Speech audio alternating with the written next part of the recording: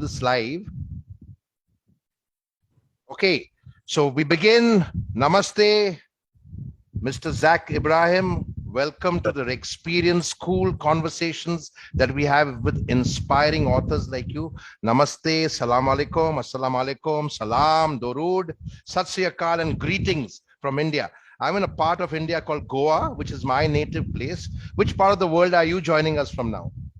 I'm in Pennsylvania in the United States. Very nice. Excellent. And, we look forward to listening to you about your story and listen to insights from your book, The Terrorist's Son, A Story of Choice.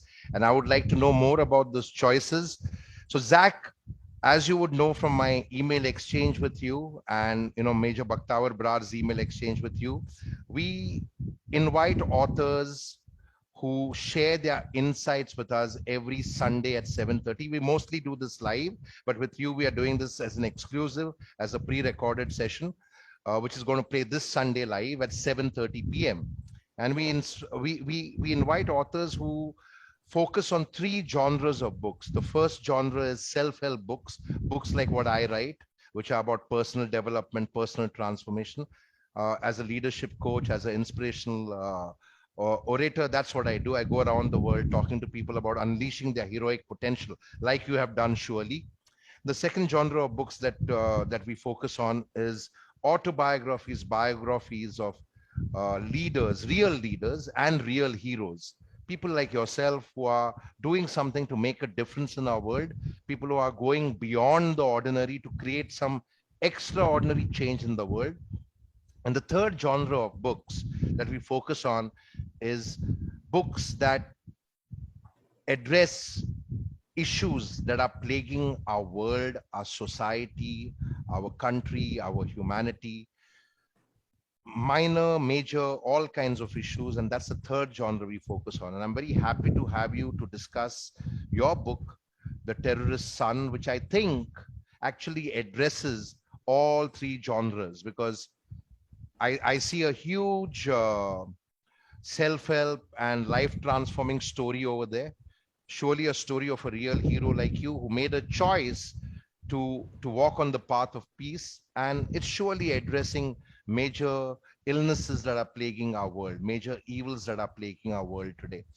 So with that, Zak, I would like to invite you to share with us your life story and your journey of life for the next 10-15 minutes till you share your story. It's exclusive screen time. The virtual stage is all yours. It's going to be only you. And I look forward to listening into the story, because like I told you earlier before we started the session, for me, you're like a brother from another mother, because we do similar work and I really admire your work. I really respect your work. I don't say that to too many people. And I can really say that to you. And I really am in awe of your work. So over to you. Next 10-15 minutes, the virtual stage is all yours. We all look forward to listening to your story. The audience who has joined us on Facebook Live, and me personally, I want to learn more from your story. So over to you, Mr. Zak Ebrahim. Well, thank you very much first for such a wonderful introduction. It really means a lot to me. My name is Zak Ebrahim, as you know, and for the last 10 years or so, I've been sharing my story publicly about what it was like growing up as the son of El-Sayyid Nosair. El-Sayyid Nosair assassinated Rabbi Meir Kahana in 1990 in New York City. Meir Kahana founded the JDL, the Jewish Defense League, which at the time of his assassination was described as the largest terrorist organization operating inside of the United States at the time. So many people saw this as the act of one extremist killing another. From his prison cell, although my father was initially found not guilty of the murder, he was found guilty of assault and weapons charges. And while serving his sentence for those charges, he began planning attacks on about a dozen different, at one point up to a dozen different targets inside of New York City. Those targets included the Lincoln and Holland tunnels, UN headquarters, synagogues, and a few other locations. He was doing this while orchestrating with a group of men that would ultimately bomb the World Trade Center in 1993, an act that killed 6 people and injured over 1,000 others. So at a certain point in my life, I changed my name. When I was 16, I changed my name from El-Sayyid Nosair, the name I was born with, to Zak Ebrahim. I did this because my family wanted to start a new life, no longer under my father's shadow. And to be honest, I didn't realize it initially, but that took a great toll on me. Having to hide my identity, hide who I was from the people that I cared about, from my friends and people that I loved, was, it made me feel like I could never be fully honest about who I was. And, there were so many experiences from my life from before I changed my name, but after my father went to prison, that were very formative for me. And not being able to share those, it really felt like I couldn't fully share myself. And so at a certain point, I decided that I wanted to tell the people who were closest to me about who I was, and ultimately to begin sharing my story with the wider public. And that story was essentially that of a young kid who was raised to believe in an ideology that espoused hatred for people who did not follow that same ideology, and that anyone outside of it was an enemy, essentially. I credit my mother a great deal for teaching me the lessons that I needed to learn in order to shed a lot of the beliefs that I was taught when I was young. She always tried to instill in me a fairness toward others, and to not judge, a book by its cover, as they say. And when I was about 18 years old, I got a job at Busch Gardens, an amusement park in Florida. And there I was exposed to so many different kinds of people. And it really was a very important experience for me.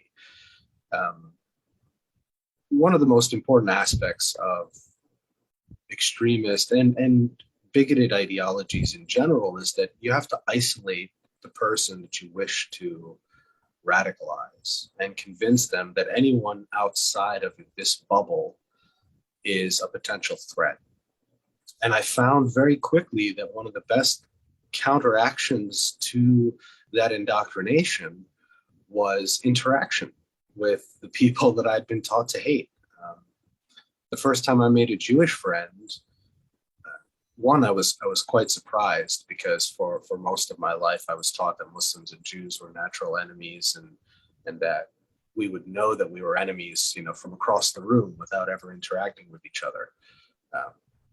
But the first time I made a Jewish friend, I was actually quite proud of myself, because I thought that I had done something that no one had ever done before, which is of course ridiculous, but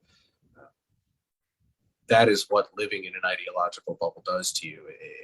It creates this false environment, and tries to warp reality around your own perspective.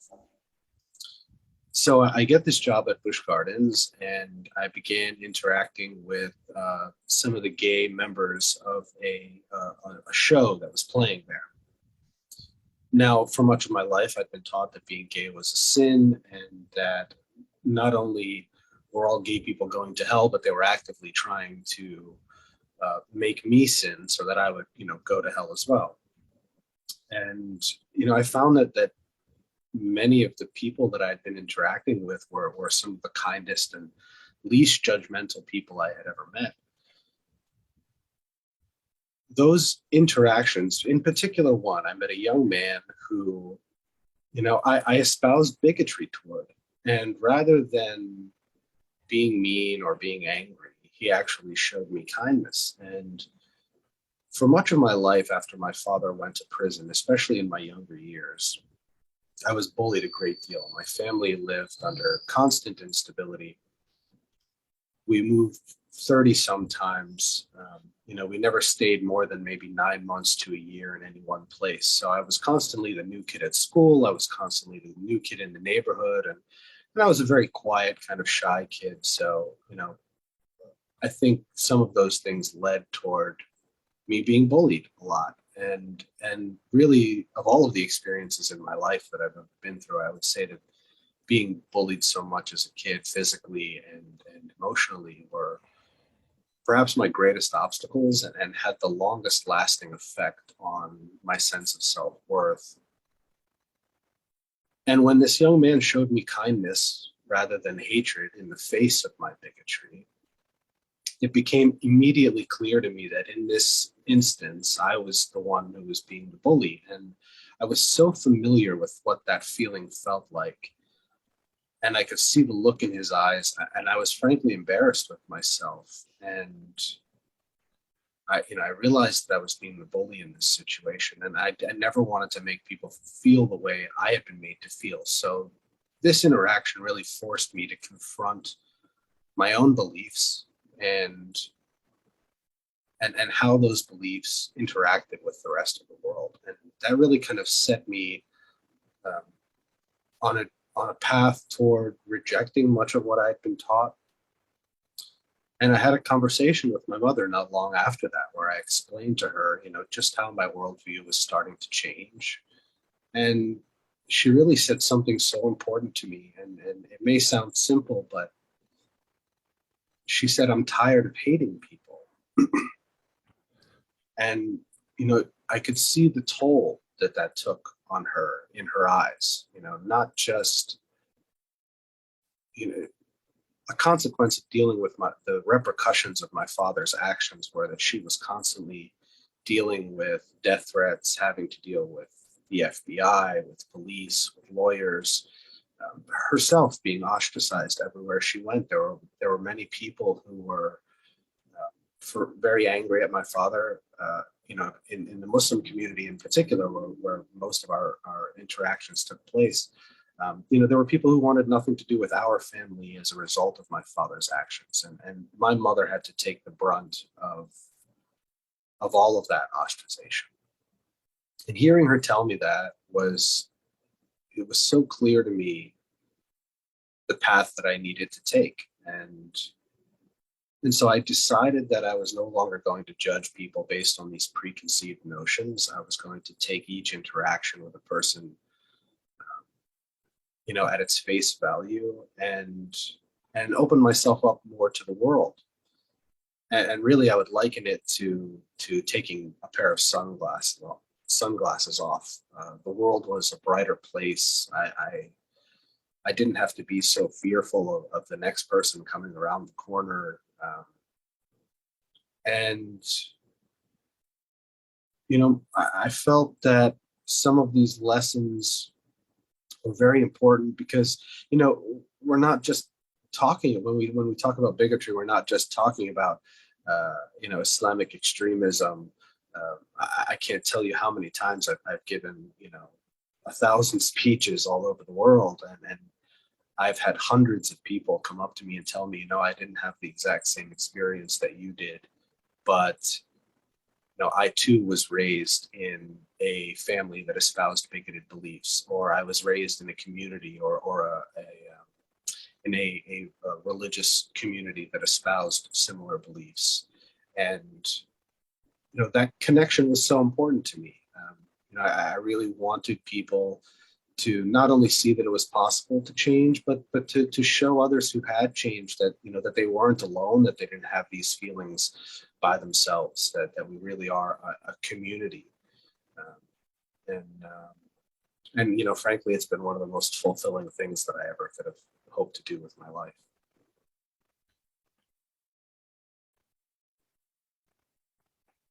I hear you.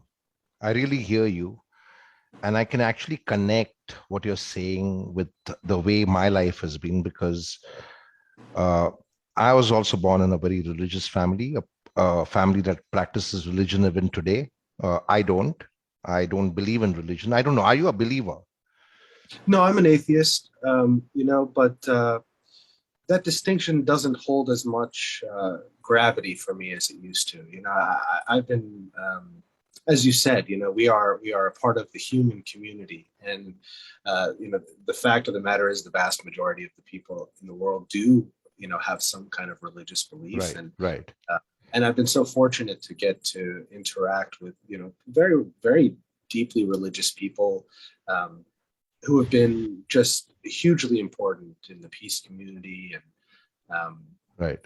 I would say that I'm a spiritual person. Certainly, I feel a great connection to humanity and to the universe. And, I believe in powers, much greater than myself. So uh, the distinction for me between atheism and religion has blurred a great deal as I've gotten older and understood myself better.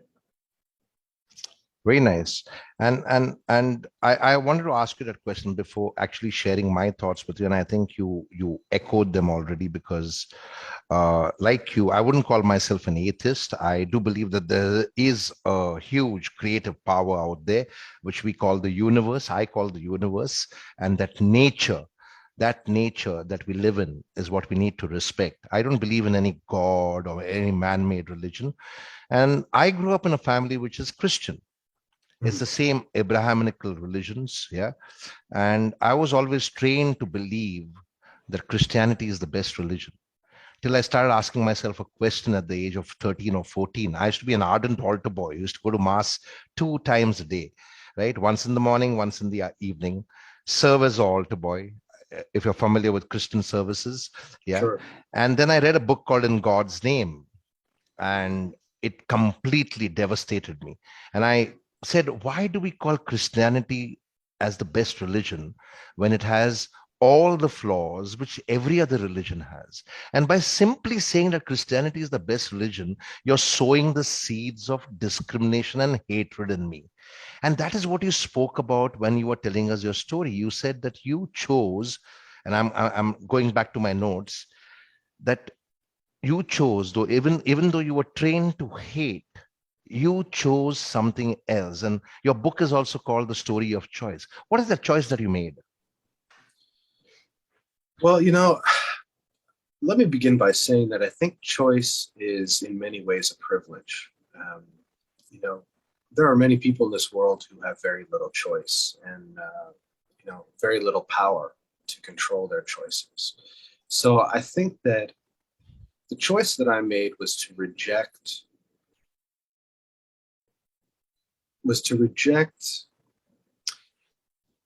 any ideology of supremacy.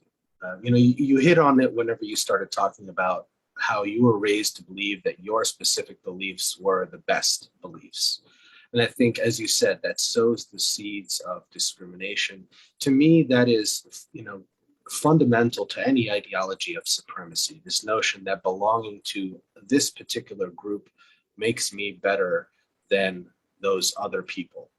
And so that was really the choice that I made, to reject supremacy.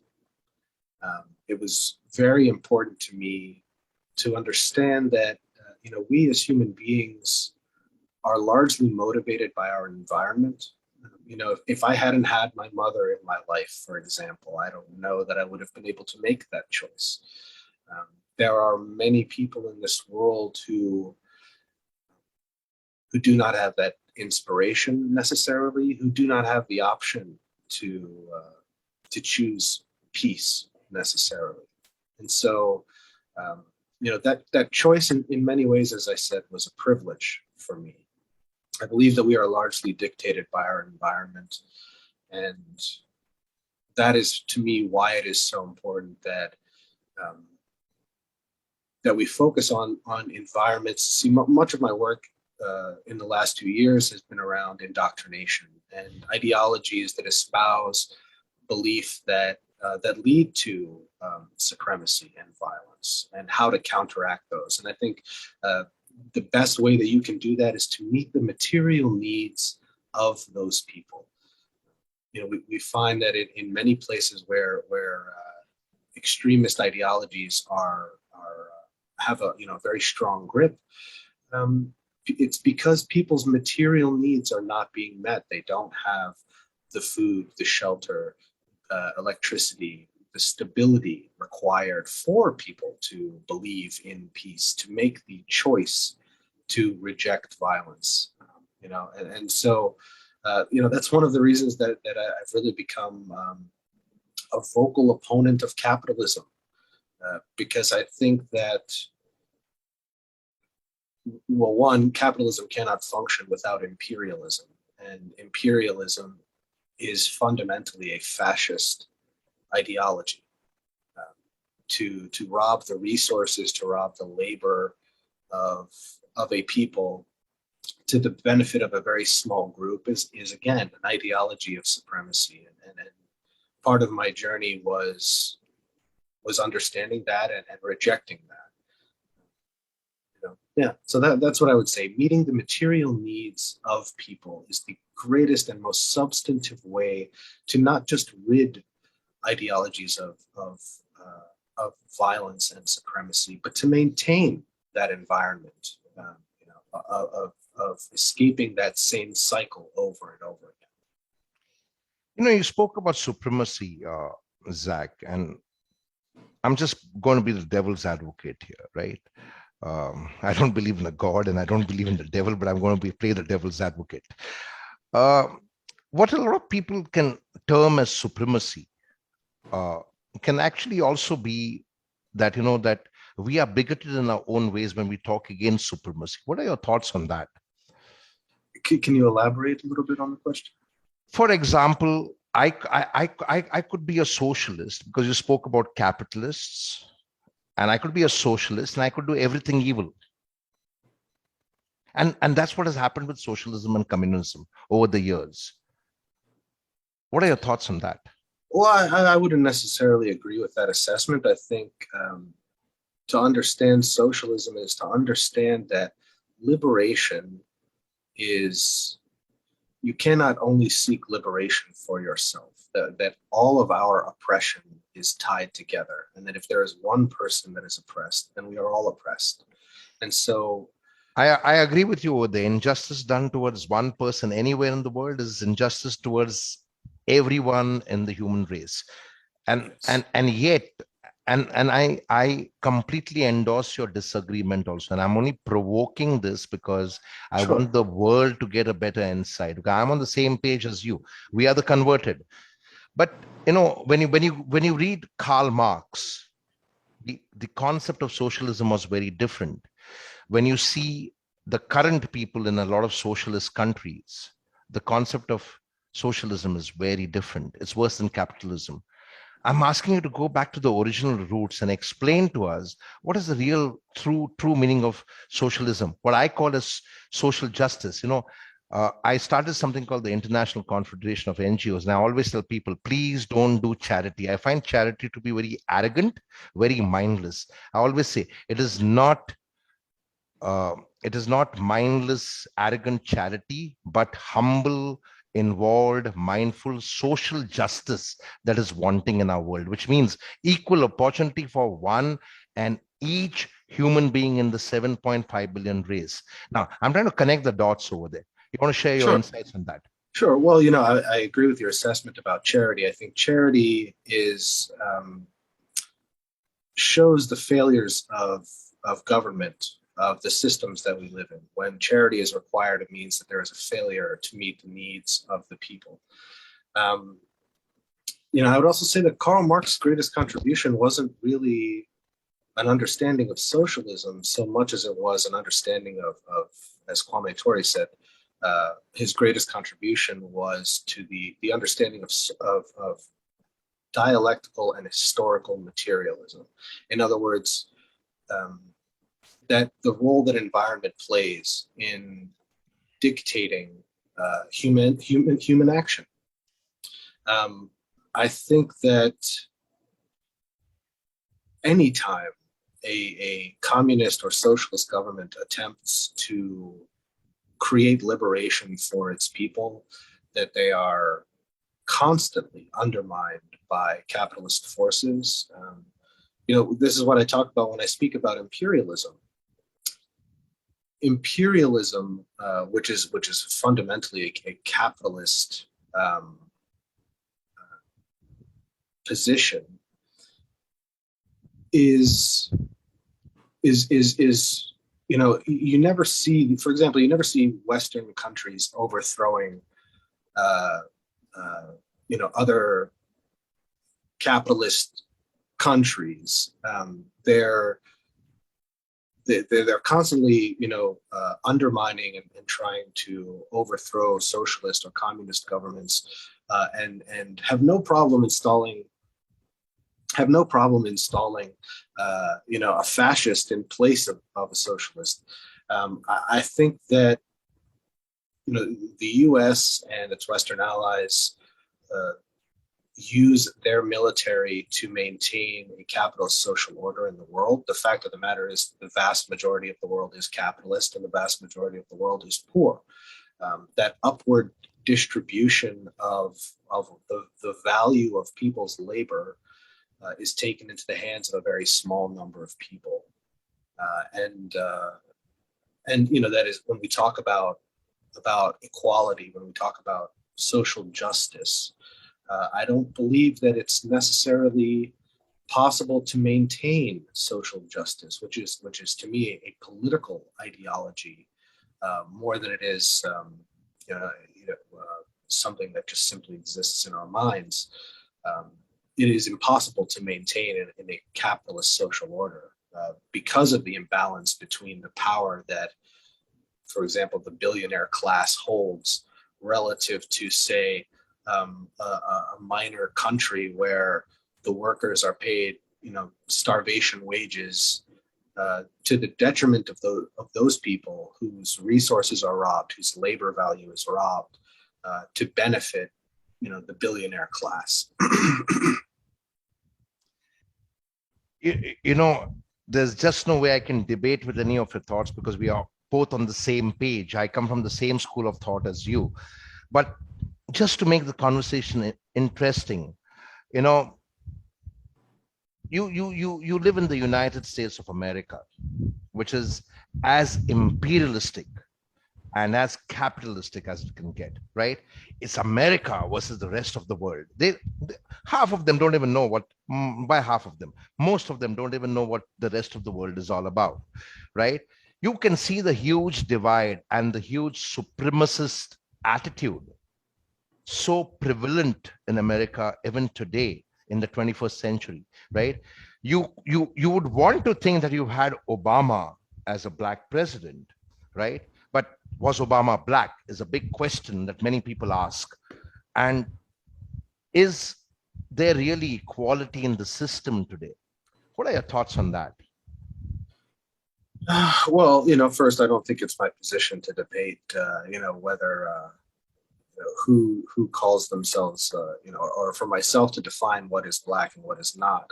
I would say that is the limitations of liberal identity politics. This notion that representation of color, diversity of color, but not diversity of thought.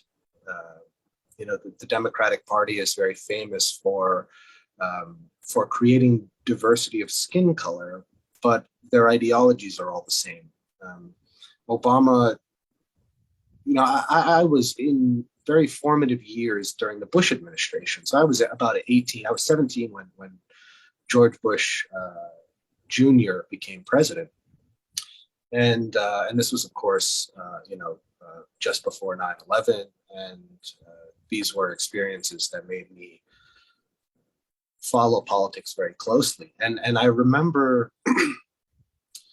the Democrats constantly screaming about the end of democracy and talking about the wars that the Republicans waged and the Patriot Act and these sorts of policies.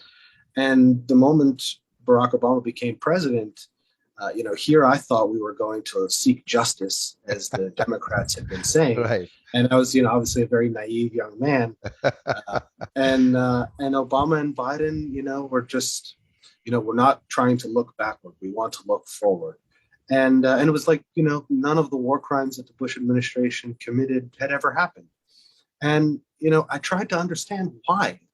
Why, after all of this, the sky is falling, the end of democracy, all of this talk, why would they choose to do nothing? And I realized that accountability is the most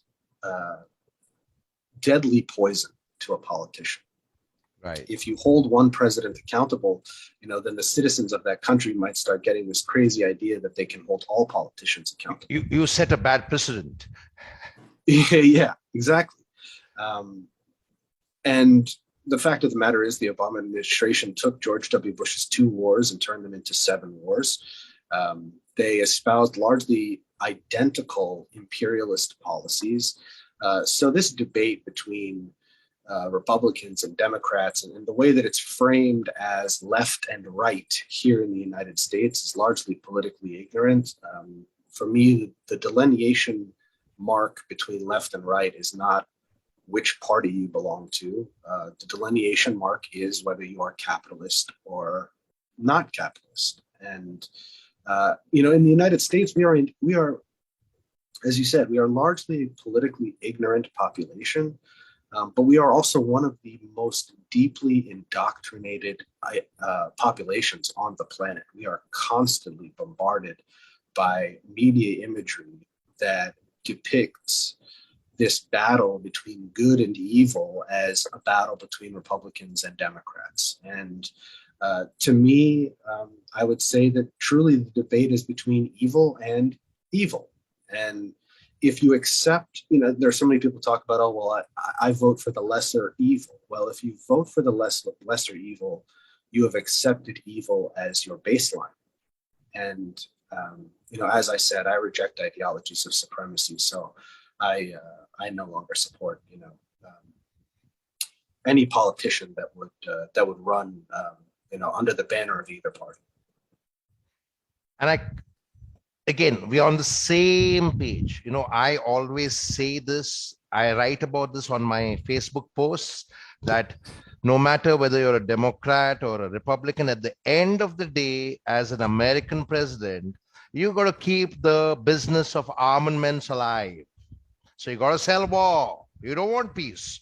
And yet Obama went and took the Nobel Peace Prize when he was one of the biggest war advocates in the history of American presidency. But we won't go there. It's a very delicate topic and it will take a lot of time. Um, just to kind of sum this up, I have a very dear friend and a mentor called Noam Chomsky, who's Professor Noam Chomsky from MIT, and he's one of the biggest voices of dissent. I emulate him, and I'm again a very fierce voice of dissent.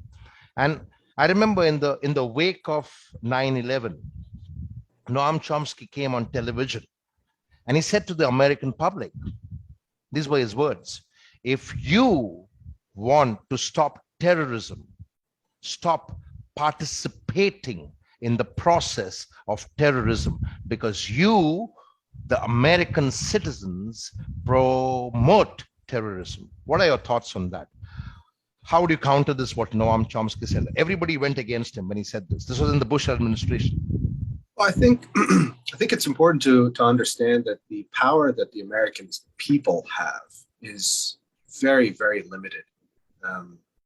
Beyond the fact that we are constantly indoctrinated by propaganda that espouses an ideology of supremacy, many of us like to think that our vote really matters. But as I said, and as you said, at the end of the day, both parties espouse the same violent ideology. And the American people have very little pathways to actually create any kind of substantive change. Their candidates are chosen for them by the billionaire class. The first election that any politician has to win is the money election. And you cannot win the money election without the backing of the people with the largest amounts of money. So I don't think that the American people really are given a pathway to create any kind of substantive change. The idea that the rich will allow you to vote away their money, I think, is a fantasy. And, so apart from direct action, and I think what I mean by direct action, I mean disrupting accumulation of profit. There are very few ways to actually fundamentally change a capitalist system. A lot of people, I use the example of the Civil Rights Act being passed in 1967. We're taught in America as kids that, Martin Luther King was assassinated, and American politicians were so benevolent and so wonderful that they decided that it was finally time to pass the Civil Rights Act out of some, grand, kind gesture. And the fact of the matter is that people rioted in 100 cities and they disrupted profit accumulation. And the only thing that a capitalist cares about, and when I say a capitalist, there are many people who are pro-capitalist who, in their wildest dreams, could never be a capitalist. A capitalist is someone who has the wealth and the power to affect societal change, to affect control over the dissemination of information. There are many people in the United States who call themselves capitalists. They are simply pro-capitalist, but they are not. They do not have the power to create that kind of change. So the only thing that a capitalist cares about is profit accumulation. And the only way to truly affect a capitalist system is to disrupt that accumulation. Strikes, for example, I think, in the United States, we have a very long history, not recently, although there are currently going some pretty large worker strikes going on that I'm a great supporter of.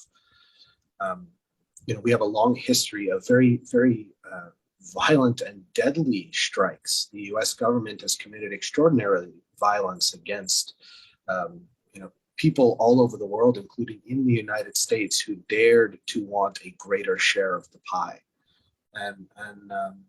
So I think that fundamentally disrupting that accumulation is the only way that you can get a capitalist to bend their knee, so to speak.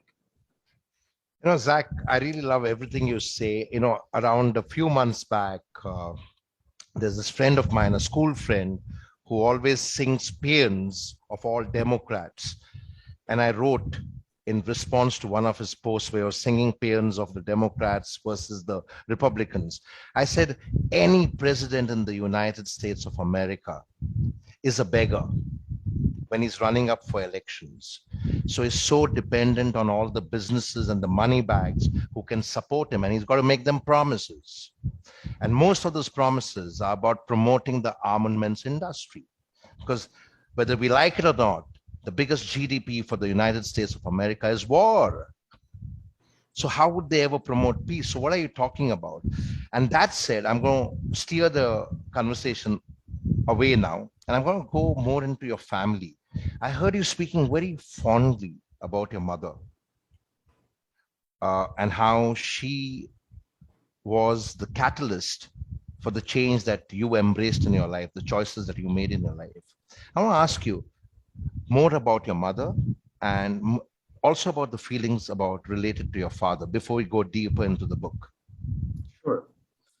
Well, my mother was, as you know, she passed away a few months ago. Yes, I know that. I know that. My condolences, my friend. And my condolences to you as well. I know that you lost your mother recently. And my mother-in-law. I lost my mother-in-law. Oh, I'm sorry. Says around the same time. Yes. My mother was, the most important figure in my life. When my father went to prison, I was 7 years old, and my mother had it in her mind that she was going to be a Muslim housewife who raised her 3 kids, and was very content in that role. And in one night, she went from being that to a single mother with 3 kids, with an infamous husband who was now in prison, she was receiving death threats and was being watched by the FBI. My mother, like any human being, was not perfect, but her main goal was always trying to protect her children and to give her children the best opportunity possible. And I couldn't be more grateful for having had such a strong human being in my life who wanted to protect me so deeply. It wasn't just that she taught me these important lessons about rejecting hatred, but it was that she kept me alive. And I feel such a great admiration toward her. I always have, but especially since she's passed, you know, the toll that everything she had to deal with really, I believe, ultimately led to her passing earlier than she should have. And in that sense, she really did give her life for her kids, and I could never ask anything more of a parent than that. Um, as far as the relationship with my father, I really don't have much of a relationship with him. We have attempted to be in communication off and on over the years. When I initially changed my name when I was 16, we went about, I would say, maybe 12 or 13 years without any communication. But after that, we did exchange emails for a short time, although the communication wasn't very helpful or healthy for me. I put a great deal of importance. Before I ever started speaking publicly, I knew that I wanted to get back in contact with my father. I wanted to ask him directly why he chose the path he did, if he regretted the choices that he made. I put a great deal of importance. I thought about these questions for many, many years, from my youth into my young adulthood. And I think I put entirely too much importance on not just the questions, but his answers. And ultimately, his answers were very unsatisfying. When he found out that I was no longer Muslim, he became focused on that aspect of it in our communication, and basically told me that the depression that I'd experienced for much of my life, the difficulties that I'd had, as I said, being bullied, for example, took a tremendous toll on my sense of self-worth. And my father essentially told me that if I just returned to Islam, that all of my problems would be solved, which, I did not find helpful in the least. So ultimately, I decided to end communication with him. And to be honest, I was really disappointed with my lack of wisdom gained from that interaction. And for months after that, I was really quite sad about the way that our communication went. And one morning, I woke up and I actually felt a sense of relief. And initially, I wasn't sure why, but it slowly dawned on me that although not the answers I had been searching for, my father had really, given me the answers that I was looking for. And it was essentially that his ideology was one of an extremely narrow worldview, one in which a person's religion, gender, sexuality were enough to determine that person's worth. And it made my need for his answers much, much less. So in that sense, he really did give me the answers that I was looking for. And I no longer needed his answers. So in a way that really set me free from. It liberated you. Yes. And I'm going to liberate you a little more, because this is something I've been struggling with constantly, because I'm a leadership coach. I coach people around the world about breaking away from their nature and nurture and becoming products of their choices rather than become victims of their circumstances. But there is a flip side to this, and I'm not trying to defend your father or anybody else who does anything evil. But I want the world to get a perspective of this. In India in 2008, we had an incident that happened called 26/11, like you had 9/11 in the United States of America. And a few terrorists, a few young people, why should I even call them terrorists? A few young people who were misled by many vested interests entered India from Pakistan. They came via boats and things like that. And they attacked a few imperialistic structures in India, like the Taj Mahal Hotel, the Oberoi Hotel. And the poster boy of the 26/11 attack was a boy called Ajmal Kasab. Now, Ajmal Kasab was brainwashed from the age of 7 to think that everything in the world is evil and they're working against you. So I did write a letter to many people in power in India that don't hang this boy, rehabilitate him, make him the poster boy of peace. But they still went ahead and hung him. And I was very surprised that people who were working in Amnesty, people who were working in international NGOs, including the UN at that time, were on Facebook and Twitter hailing the judgment to hang this boy. And they really celebrated his death. And I said, you guys, you get your salaries because of child soldiers in Africa. You get your salaries because of child soldiers in Afghanistan and other places. And you're celebrating his death without realizing your child was brainwashed. Now, the reason I'm sharing this is because it's my anguish with the way the world is. What are your thoughts? Well, it takes me back to Karl Marx and his greatest contribution, I think, to society, which was this dialectical materialism, the idea that we are products of our environment, and that unless we change fundamentally that environment, we cannot change the cycles that perpetuate that violence. You find so often that, as you said, the United States and its Western allies are the largest arms dealers in the world. They profit perhaps in greatest totality, almost certainly in greatest totality from the wars that are waged, but not just the wars. You often find that today's terrorist was the organization that Western countries were funding 2 decades ago. Absolutely. Like was the case with Osama and Saddam. Absolutely. Of course, Saddam Hussein worked for the CIA before he became... Saddam and Osama were both CIA products. Yeah, absolutely. For example, what's going on in Syria, where the U.S. government, in its many tributaries, were funding both sides, or in some cases more than just two, but multiple sides of the fighting. As long as the weapons are being sold, it doesn't matter. As long as the profit is being made, that is fundamentally the most important thing. And again, that is the reason that I believe that ultimately we must reject capitalism, because capitalism cannot function without profit motive, and it absolutely cannot function without imperialism, which is fundamentally a fascist ideology.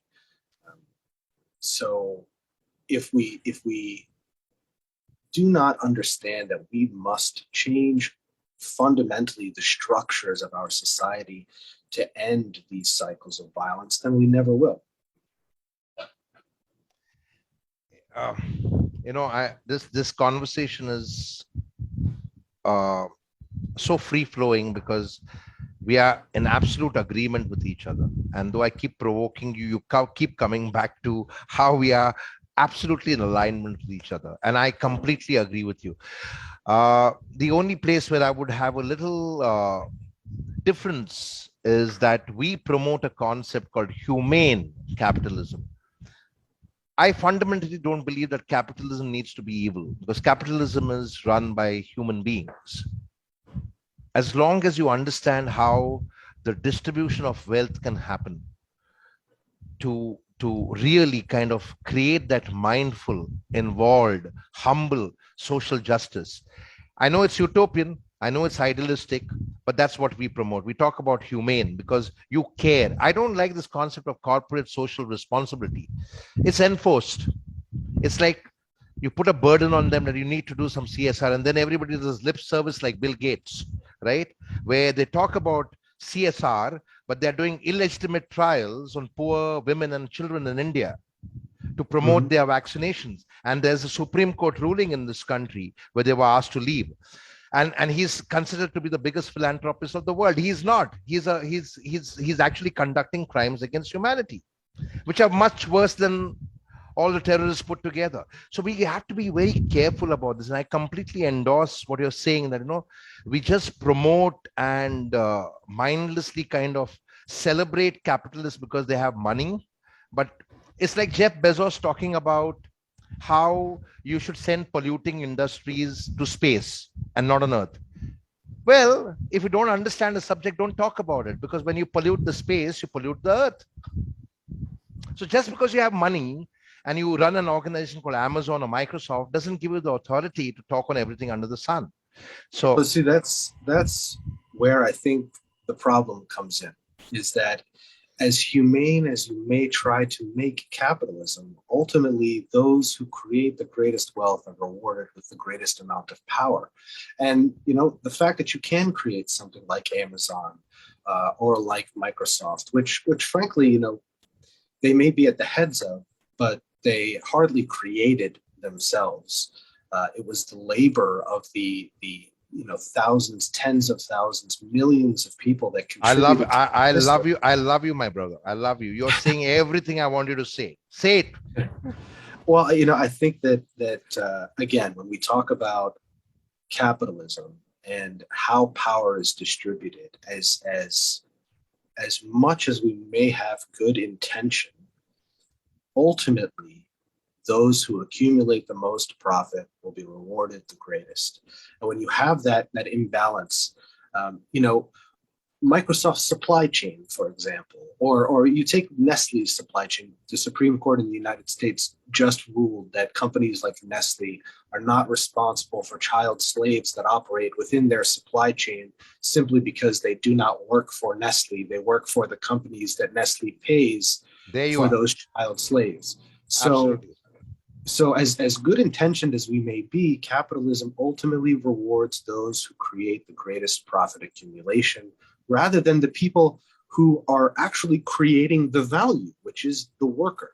So as long as the worker is not centered, I don't think that there can be a system that ultimately serves justice. It will only serve. I wholeheartedly agree with you. You said it. Absolute power corrupts. I did a talk a little before the lockdown about Bill Gates and all the people who are doing everything wrong in the world and getting away with murder. I would And it was simply say about Bill Gates that the moment he decided that he was going to donate the vast majority of his wealth to charity, he kept getting richer for some reason. He kept yes, donating his wealth yes, to charity, but he's richer now than he's ever been. absolutely. And I spoke about this in a TED forum, and they refused to put my talk up out. And they wrote a mail to me saying, "We are going to edit your talk." And I said, "No, you don't edit my talk. I've not taken names. Your directive was don't take names. I only give facts and figures. But if that's exposing your sponsors, so be it. I'll share that with you on WhatsApp now. Yeah, but That's that said, I want to ask you about your book now. You know, I love your book. I read it, and it's got soul. It's got spirit. Uh, thank you. my question to you is, what inspired you to write the book? That is question one. And question two is, how do you connect the book and everything you've gone through? I heard you speaking very passionately about people from the LGBTQ sector. And I started an oratory program called the Mojosh Magnificent Seven around 7 years ago. We've inspired over 3 million people around the world, where we celebrate diversity and inclusion. Let's include, let's not exclude anybody. That's what the Karmavir Awards are all about. We call ourselves the only inclusive awards in the world. So my question to you is, take me deeper into what inspired you to write The Terrorist Son, and how is that entire life cycle related to what you spoke about, gays, as you call them. I call them people from the LGBTQ community. How do you relate? Well, what inspired me to write the book ultimately was to show people that it was possible for someone who was a part of an ideology that they feared so deeply could grow up to promote peace. That simply being indoctrinated into this ideology did not mean the end of a person's journey. It was very important to me that Americans understood. See, I became a part of the anti-war movement in the United States before I ever started speaking publicly, and there were so many times where I saw protesters who were either counter-protesting us or even protesters who were standing right next to me, who espoused a deep fear of people who were raised in an ideology similar to mine. And I wanted them to understand that just because you're raised a certain way doesn't mean that you always have to be that way.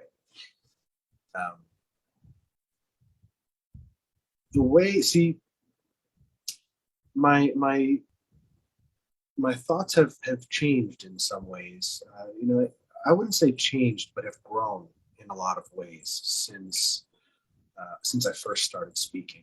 And I used to think, I guess in some ways that, inside, perhaps I thought I was special, that I was able to overcome something that other people couldn't. But as I got older, as I learned more, as I understood better, I realized that I wasn't special, that I was simply afforded the possibility.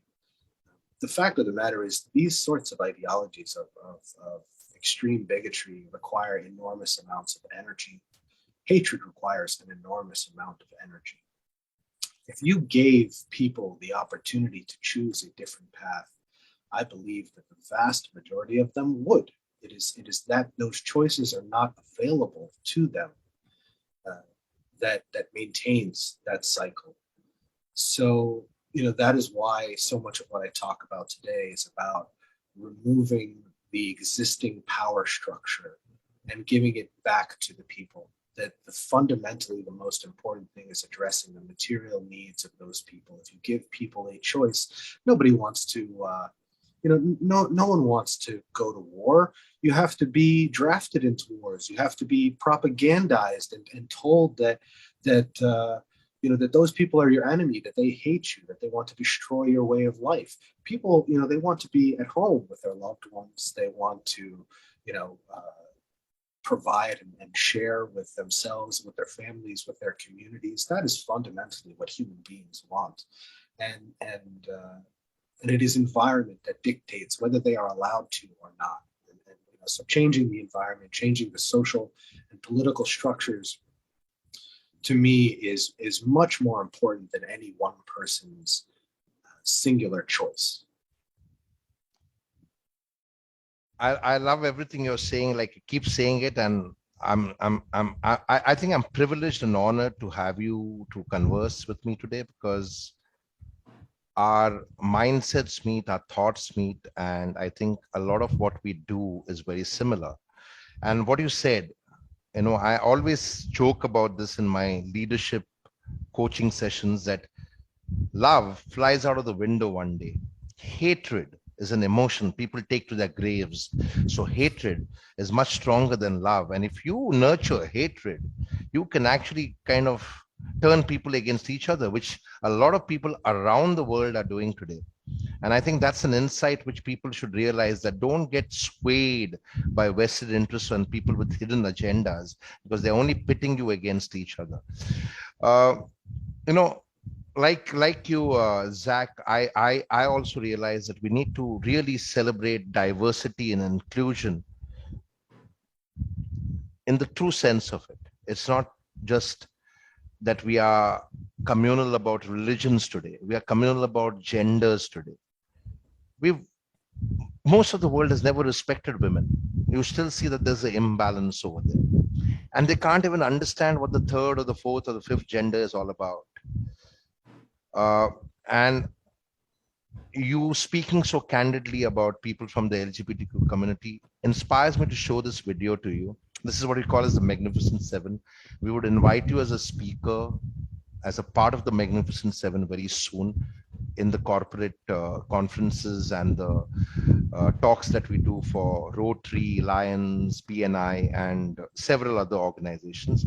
And after which, I would like you to read 2 chapters from your book, which are near and dear to your heart, and then share 3 life lessons, and then we shall conclude this conversation. but it's a delightful experience. I'm really learning a lot from you. So let's watch this video.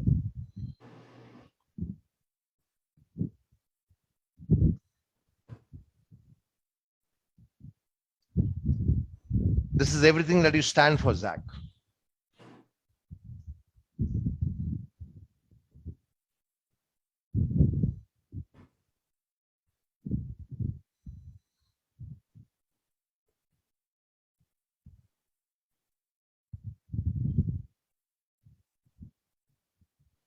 I'm not getting any. Oh, there we go.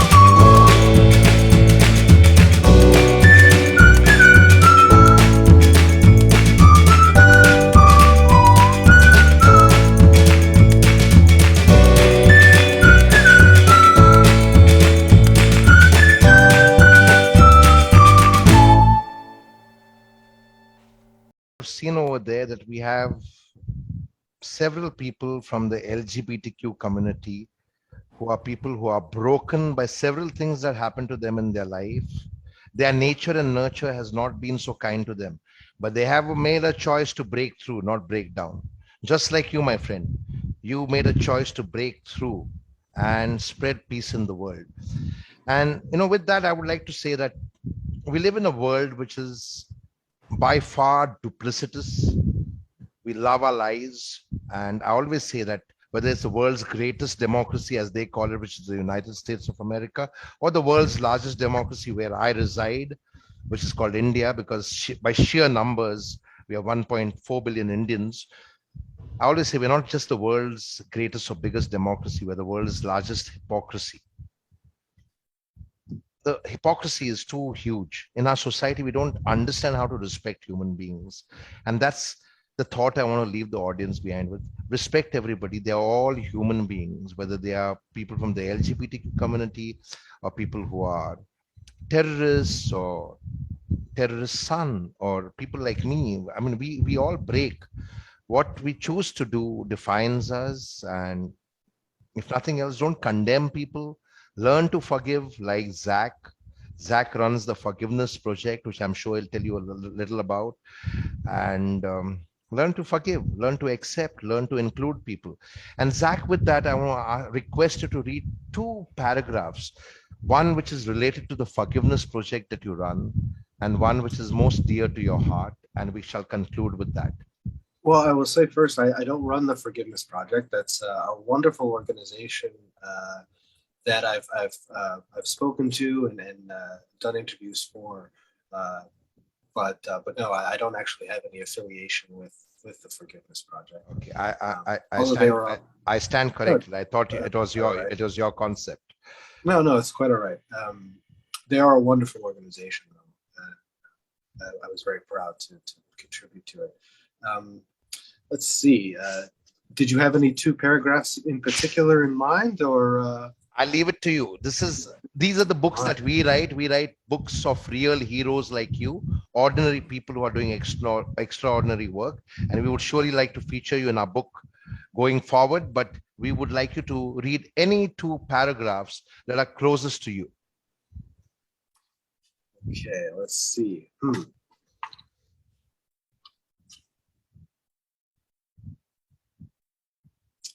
Give me just a moment so that I Take your time, my friend. Take your time. Thank you.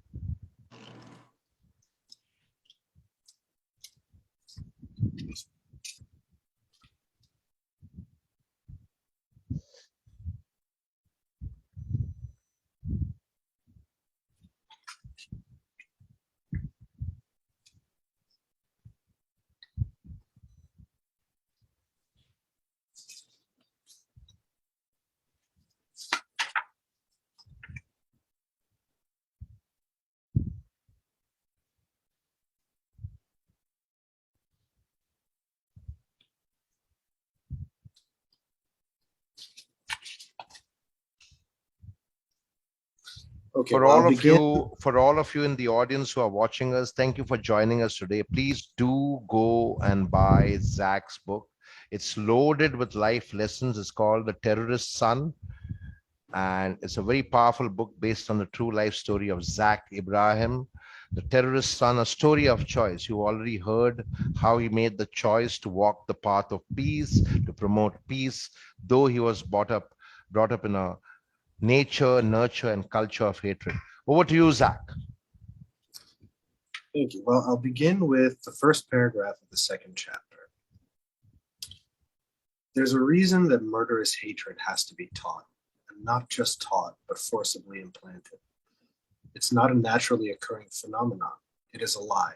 It is a lie told over and over again, often to people who have no resources and who are denied alternative views of the world.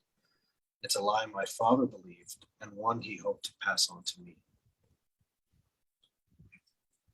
And I read that one because I would like to end by reading one of the last paragraphs in my book. I'm proud of the path I've chosen, and I think I speak for my brother and sister when I say that rejecting our father's extremism both saved our lives and made our lives worth living.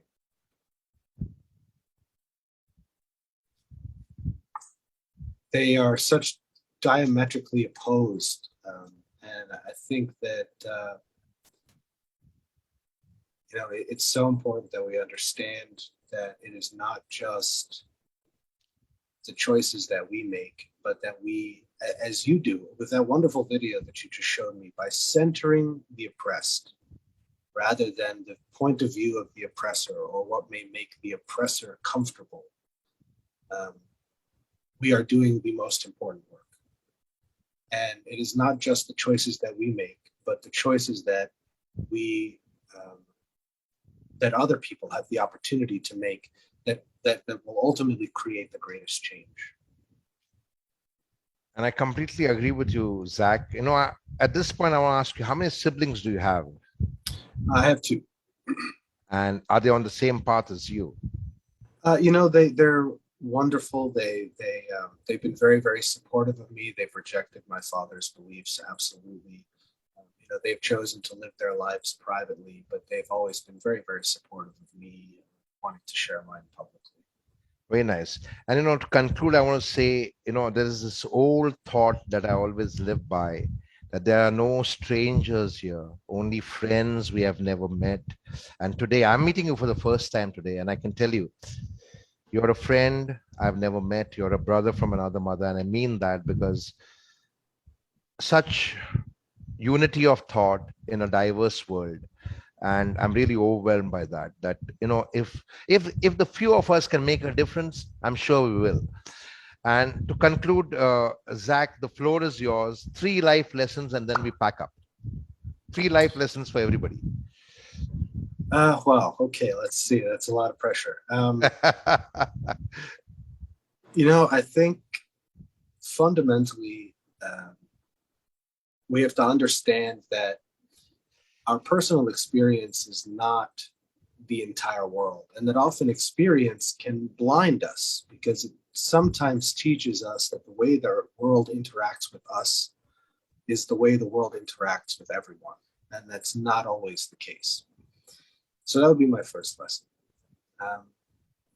My second lesson would be that it's, as I was just saying, that the importance of centering the oppressed and meeting their needs is fundamentally the most impactful way that we can make real substantive change in this world.